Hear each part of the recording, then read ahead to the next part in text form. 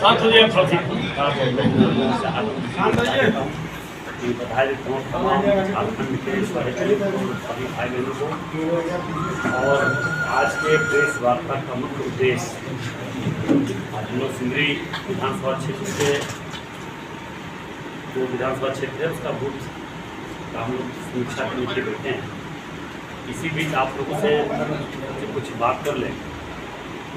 तो आज कहीं न कहीं सिंदरी विधानसभा क्षेत्र में जो हमारे प्रत्याशी हमारे इस क्षेत्र के लोकप्रिय विधायक श्री इंद्रजीत महतो जी के धर्मपत्नी तारा देवी जी को पार्टी के द्वारा घोषित की है। और आज नॉमिनेशन के बाद पहला बार हम लोग ये प्रेस वार्ता का आयोजन किया। जिस प्रकार से भारतीय जनता पार्टी के नेतृत्व में रघुवर दास जी के नेतृत्व में जो विकास हुआ है, मोदी जी के इस 10 वर्षों में जो कार्यकाल रहा है, इसके लेकर पूरे झारखंड में पूरे देश के लोग भारतीय जनता पार्टी के प्रति बहुत ज़्यादा विश्वास बढ़ा है और विश्वास मोदी जी की राजनीति कर रही है।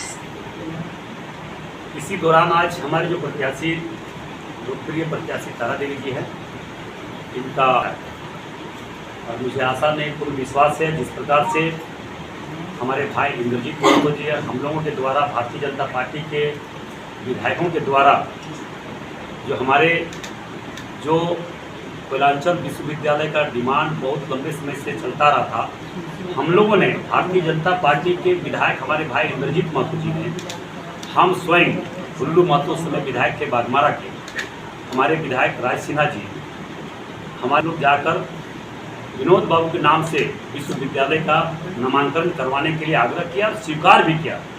भारतीय जनता पार्टी ही विनोद बाबू को सम्मान देने का काम अगर कोई किया है तो भारतीय जनता पार्टी ने किया है। इस प्रकार से लोग कहते हैं कि हम झारखंड लड़ के लिए झारखंड अलग करवाएं, और झारखंड अलग करने में अहम भूमिका हमारे श्रद्धेय अटल बिहारी वाजपेयी जी का देन है।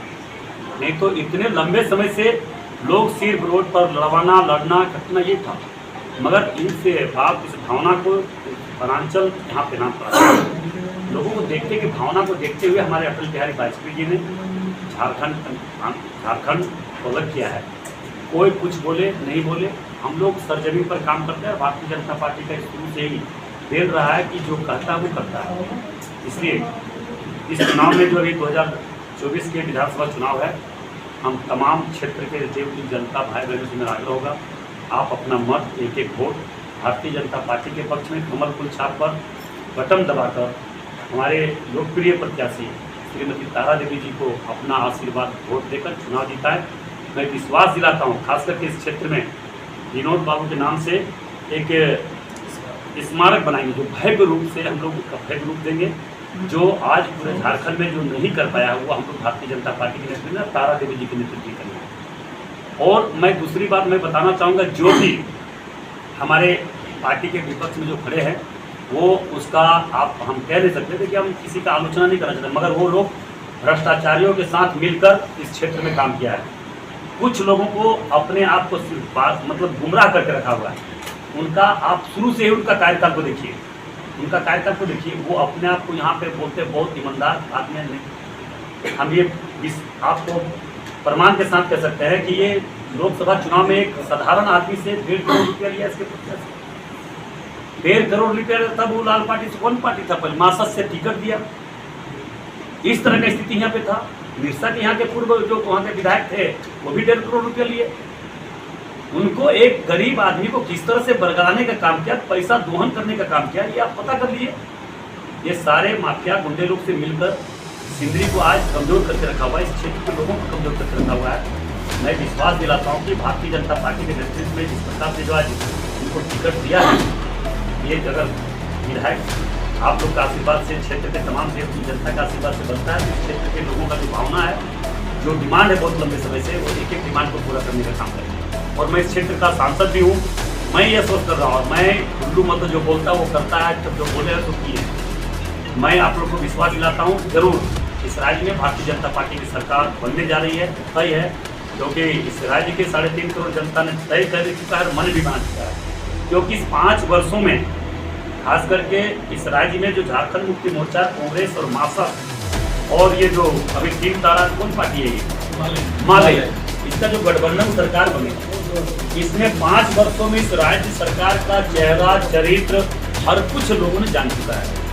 आप बताइए, इस राज्य में हेमंत सोरेन जी के सरकार बनने के बाद लगातार अवैध माइनिंग, चाहे कोयला हो, बालू हो, पत्थर हो, अवैध माइनिंग धड़ल्ले से चला, कोई सुनवाई नहीं। गांव वाले गरीब आदमी का प्रधानमंत्री आवास बन रहा है तो उसके लिए बालू पूछना पड़ता है। अगर कोई ट्रैक्टर वाला गलती से अपना बालू लाने के लिए चल गया तो उस ट्रैक्टर को सीधा केस करता है। मगर आप 500 डंपर देखिए, अभी तुरंत वहां से निकल रहा है। सरकार के नेतृत्व में होना चाहिए। और उसका एजेंटी यहाँ के कुछ पुलिस अधिकारी कर रहे थे, आप जानते हैं, उसका भी बहुत बड़ा कार्रवाई होने जा रहा है। निश्चित तौर पर कार्रवाई होना भी चाहिए। वैसे गलत और आपराधिक तत्व के प्रशासन के वर्दी बनकर आपराधिक काम करे, गलत काम करे, उस पर कार्रवाई तो होना ही चाहिए। मोदी जी का एक ड्रीम प्रोजेक्ट आया है सिंदरी में हल कंपनी। यहाँ के युवा पलायन कर रहे हैं, बाहर जा रहे हैं, लेकिन यहाँ रोजगार नहीं मिलता है। इसके बारे में क्या? निश्चित तौर पर कहीं न कहीं कमियां हुई है। हमारे, आप जानते हैं कि हमारे लोकप्रिय विधायक इंद्रजीत महतो जी साल भर के बाद वो कोरोना काल में जनता का सेवा करते हुए पार्टी के कार्य करने के दौरान ही, उसी दौरान वो